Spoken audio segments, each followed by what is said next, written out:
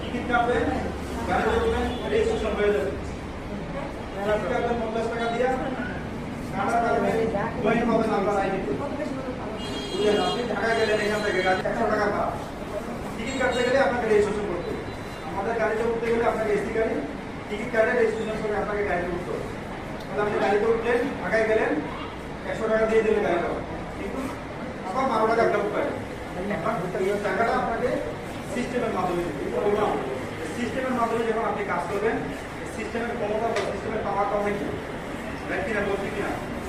তাহলে আপনি যখন আজকে ঢাকায় গেলেন 2 পয়েন্ট পাইলেন, কালকে গাজীপুরের থেকে আপনি ময়মনসিংহে যাবেন, ওখানে আবার সেম বিটেকের গাড়িতে যাবেন। আপনার ধান্দা থাকবে আমি বিটেকের গাড়ি ছাড়া ব্যবহার করবো না।